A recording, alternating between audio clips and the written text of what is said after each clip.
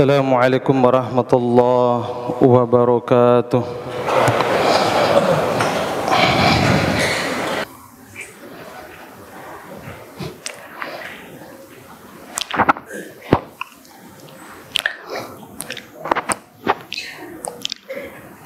Alhamdulillah hamdan katsiran thayyiban mubarakan fih kama yuhibbu rabbuna wa yarda. Ashhadu an la ilaha illallah wahdahu la syarika lah wa ashhadu anna Muhammadan abduhu wa rasuluh. Allahumma salli wa sallim wa barik ala nabiyyina Muhammad wa ala alihi wa sahbihi wa sallam. Jamaah kaum muslimin sidang salat Jumat rahimani wa rahimakumullah. Alhamdulillah, kita bersyukur kepada Allah Ta'ala atas rahmat dan kasih sayangnya, sehingga pada kesempatan siang hari ini atas rahmat Allah Ta'ala kita bisa meringankan langkah untuk bertakarub kepada Allah Subhanahu wa Ta'ala lewat mimbar Jumat. Mudah-mudahan rangkaian ibadah yang kita lakukan pada kesempatan siang hari ini diterima oleh Allah Subhanahu wa Ta'ala. Salawat dan salam semoga tercurahkan kepada Sayyidul Mustafa Nabina Muhammadin sallallahu alaihi wasallam yang telah membawa risalah Islam sehingga kita bisa merasakan indahnya bersama Islam dan mulianya di atas sunnah Nabi sallallahu alaihi wasallam. Karena tidak ada keindahan kecuali indah bersama Islam dan mulia di atas sunnah Nabi sallallahu alaihi wasallam.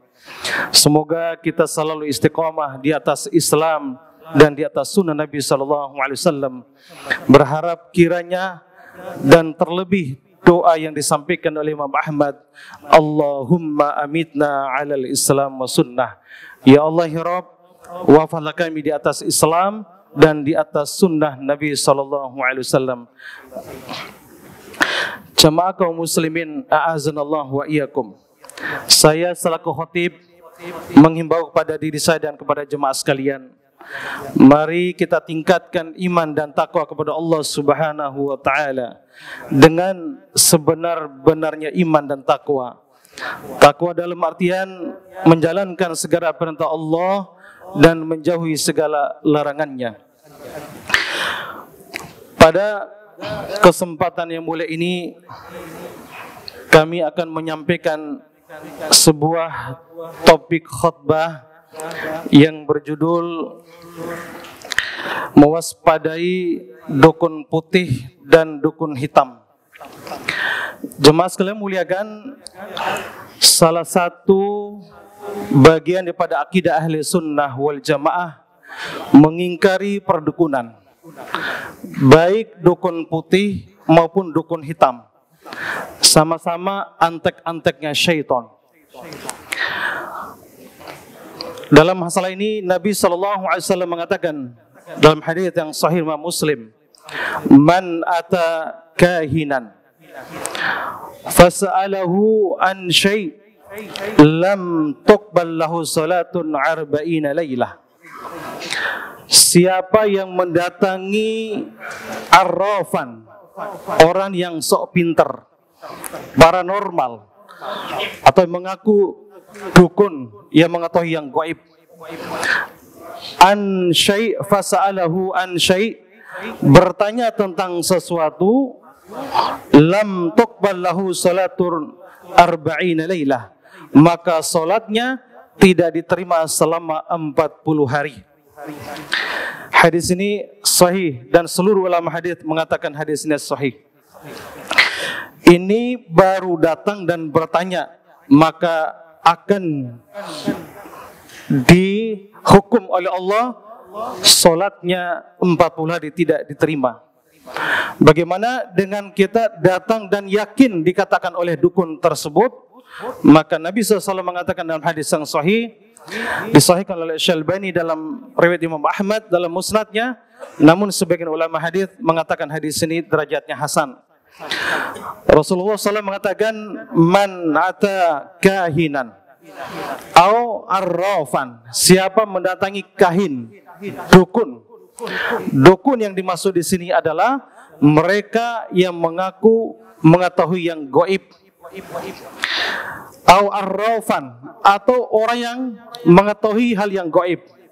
Arrafan adalah orang yang sok pinter atau dikenal sekarang adalah paranormal. Fasaddaqahu bima yaqul, kemudian dia membenarkan apa dikatakan oleh dukun tersebut. Faqad kafara bima unzila ala Muhammadin sallallahu alaihi wasallam, maka sungguh dia telah kufur apa yang diturunkan kepada Muhammad sallallahu alaihi wasallam. Datang dan meyakini dikatakan dukun adalah kufur. Berkaitan dengan ini, yang dimaksud dengan arrafan atau kahinan adalah dukun adalah orang yang mengaku mengetahui perkara gaib, termasuk berkaitan dengan ilmu paranormal, ilmu nujum, atau orang-orang yang bisa membaca hati orang atau bisa mengetahui perkara-perkara yang akan datang. Maka seluruh ulama sepakat yang dimaksud dukun itu bukan dukun bayi atau dukun urut. Yang dimaksud di sini adalah mereka perkara-perkara hal yang mereka hadapi di masyarakat, baik ngawinin anak atau menentukan hari yang baik, datang ke dukun bertanya tentang sesuatu, itu yang dimaksud dengan hadis ini. Berkaitan ini, Syekh Muhammad Shalih Al-Utsaimin rahimahullahu taala menjelaskan dalam beberapa kitab beliau bahwa kalau kita datang sekedar bertanya, maka ini hukumnya haram. Sekedar datang dan bertanya, maka akan diancam dengan 40 hari sholatnya enggak diterima. Atau dengan cara online, mbah saya mau kawin, mbah saya mau mulai usaha, bertanya walaupun online, WA, SMS, maka termasuk perkara yang haram dan sholatnya tidak diterima selama 40 hari. Yang kedua, kata Syekh Muhammad Shalih Al-Utsaimin, kalau datang bertanya ke dukun, kemudian dia yakin dan menganggap benar perkataan dukun tersebut, maka ini termasuk perkara kekafiran. Datang bertanya tanpa membenarkan itu adalah haram, sholat nggak diterima 40 hari. Plus ketika dia membenarkan yang dikatakannya, maka termasuk perkara kekufuran. Dia telah berdusta kepada Al-Quran dan berdusta kepada sunnah Nabi Sallallahu Alaihi Wasallam. Yang ketiga, kalau kita datang, kata Syekh Muhammad Shalih Al-Utsaimin, bertanya, kemudian sekadar menguji kedustaan dan kebohongannya, maka perkara ini adalah perkara yang membolehkan. Untuk apa? Untuk membongkar perdukunan di tengah kaum muslimin. Nah, jemaah semuliakan, hal ini adalah perkara yang boleh dengan harapan agar kaum muslimin tidak datang ke situ setelah kita bongkar. Berkaitan dengan mewaspadai dukun hitam, dukun putih, salah satu buku yang kami tulis, Sembuh dengan Ruqyah, yang membedakan dukun hitam putih adalah dukun putih pakainya serba putih atau pakai jubah, jenggotnya panjang, jidatnya hitam, sholat berjamaah di masjid. Tapi ketika mengobati orang itu walaupun pakai Al-Quran, tetapi dia masih menganggap dirinya mengetahui yang gaib. Memindahkan penyakit, tanda-tandanya dukun itu adalah memindahkan penyakit ke kambing, ke ayam cemani, ayam hitam, atau dia memindahkan penyakit ke kelapa, memindahkan penyakit ke telur. Ini bagian daripada dukun. Demi Allah, semua perkara yang demikian adalah bagian daripada dukunan. Sekalipun dia seorang kiai, punya pesantren, punya santri, sekalipun dia hafal Quran, kalau hal itu terjadi, maka dia adalah dukun. Maka itu dinamakan dukun putih, karena dia adalah Islam, agama sebagai tamengnya. agama sebagai tambangnya. Maka ini adalah penipu yang ulung karena mengatasnamakan agama, mengatasnamakan Al-Quran, menampakkan sunnah. Kalau dukun hitam, jelas dia jarang mandi, terkadang memang pakaiannya yang tadi perkara serba hitam, dan bukan berarti pakaian hitam adalah dukun. Maksudnya mereka adalah jarang mandi. Kemudian di antaranya adalah mereka melakukan ritual-ritual yang memang sangat-sangat melanggar syariat. Nah, apakah dua-duanya ini satu diperbolehkan atau satunya diharamkan? Ternyata kami telusuri, maka dua-duanya sama-sama antek-anteknya syaitan laknatullah alaih. Dan mereka mengatasnamakan agama. Ada sebagian saya lihat di YouTube memberantas perdukunan, tapi ketahuilah dia adalah dukun. Dia adalah dukun. Terserah mau mengatasnamakan Gus Fulan atau dinamakan Ustadz Fulan atau Kiai Fulan.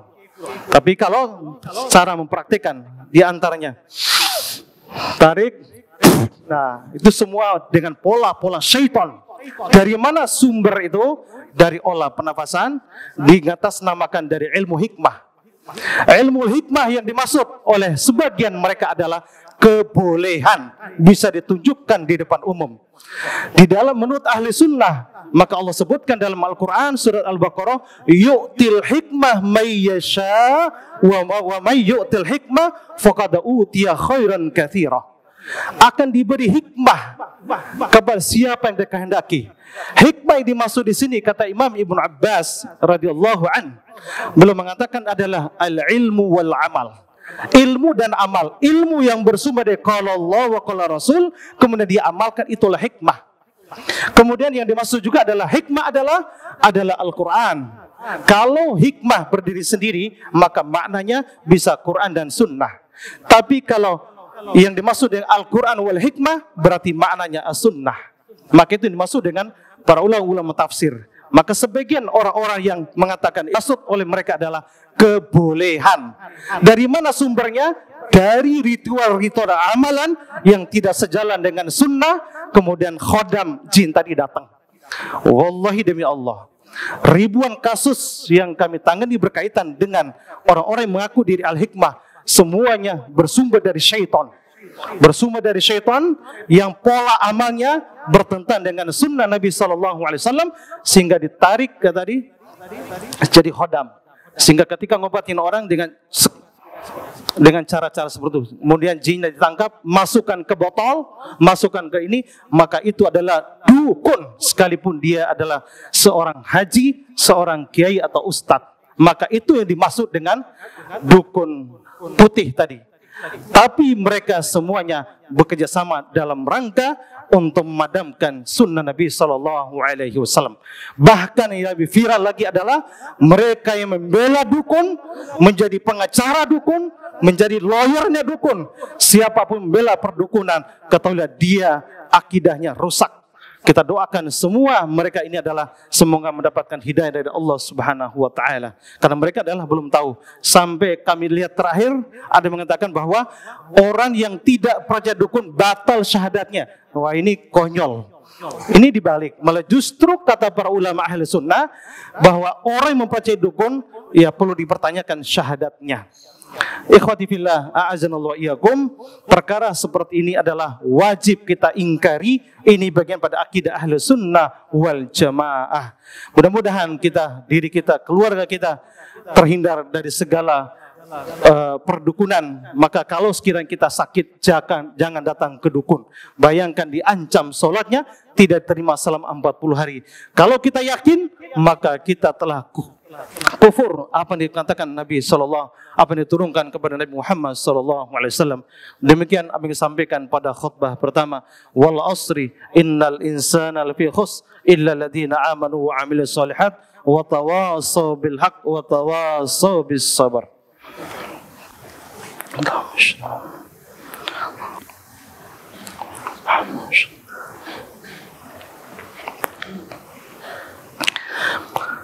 Alhamdulillahi Rabbil Alamin. Wassalatu wassalamu ala rasulillah wa ala alihi wa sahbihi wasallam. Jamaah kaum muslimin, a'azanallah wa iyyakum. Pada khutbah yang kedua, sejenak kami melanjutkan apa yang disampaikan pada khutbah pertama. Pada akhir-akhir ini viral di tengah masyarakat, ada sebagian yang mengaku perdukunan. Kalau dia ngaku dukun, jelas suatu kekufuran. Maka wajib kita melawan segala perdukunan. Orang yang tidak melawan dan tidak mengingkari dukun, ketahuilah dipertanyakan Islamnya. Apalagi membela dukun tersebut dengan cara apapun, atau mendoakan, mungkin semoga dukun sukses, juga perlu dipertanyakan Islamnya. Mudah-mudahan kita semua wajib jihad melawan dukun. Itulah yang merusak tatanan kehidupan kaum muslimin. Betapa banyak kasus para pejabat tinggi kena santet sehingga lengser. Betapa banyak yang naik cepat jabatannya karena lewat dukun. Qadarullah, kami sering menangani kasus per kasus seperti ini. Banyak saudara-saudara kita yang jadi pejabat, naiknya memang karena kecerdasan dia, karena amanah, tapi dengan cara dukun banyak yang gagal. Ada beberapa petinggi-petinggi negara ini yang pola-pola seperti itu. Sebagian yang mereka datang ke dukun dan paranormal tadi untuk melejitkan potensinya, memudahkan naik jabatannya. Ketahuilah bahwa Allah hinakan orang tersebut. Sebelum dia wafat, Allah hinakan di dunia. Kenapa? Karena mereka adalah membenarkan prakara dukun-dukun tadi. Kesimpulannya adalah bahwa kita sebagai ahlu sunnah wal jamaah wajib mengingkari segala bentuk perdukunan, baik dukun hitam maupun dukun putih. Semoga kita terjaga dari segala permainan-permainan syaitan tersebut. Semoga kita tetap murni akidah kita sesuai dengan akidah ahli sunnah wal jamaah, akidah yang dibawa oleh para salafus soleh, sebagaimana yang dibawa Rasulullah SAW, para sahabat, para tabi'in, tabi'ut tabi'in, dan ulama-ulama yang sikoh di atas manhaj salafus soleh. Demikian kami sampaikan. Kita berdoa kepada Allah SWT, semoga Allah memberikan istiqomah di atas Islam dan sunnah Nabi SAW, dan dibersihkan dari segala akidah-akidah yang rusak, baik akidah khawarij, akidah murji'ah, akidah-akidah sesat-sesat yang lainnya. Dan selalu kita doakan semoga pemimpin-pemimpin kaum muslimin diberi hidayah oleh Allah SWT dan diberi kekuatan oleh Allah agar bisa membawa amanah ini bermanfaat buat kaum muslimin juga. Inna Allah malaikatahu yusalluna ala nabi ya ayyuhalladzina amanu sallu alaihi wa sallimu taslima. Allahumma salli wa sallim wa barik ala nabiyina Muhammad. Nas'aluka min asma'ikal husna wa sifatikal ulya. Allahumma salli wa sallim wa barik ala nabiyina Muhammad. Rabbana zalamna anfusana wa illam taghfir lana wa tarhamna lanakunanna minal khasirin. Allahumma ighfir lil mu'minina wal mu'minat wal muslimina wal muslimat al ahya'i minhum wal amwat innaka sami'un qarib ya qadiyal hajat. Rabbana atina fid dunya hasanah wa fil akhirati hasanah wa qina adzaban nar. Allahumma adkhilna fi rahmatik. Allahumma adkhilna fi rahmatik. ربنا اغفر لنا ولوالدينا وارحمهما كما ربيانا صغيرا. اللهم إنا نسألك الهدى والتقى والعفاف والغنى برحمتك يا أرحم الراحمين. اللهم أمتنا على الإسلام والسنة. اللهم أمتنا على الإسلام والسنة برحمتك يا أرحم الراحمين. وصلى الله على نبينا محمد وعلى آله وصحبه وسلم. عباد الله إن الله يأمركم بالعدل والإحسان وإيتاء ذي القربى وينهى عن الفحشاء والمنكر والبغي يعظكم لعلكم تذكرون. أقيموا الصلاة.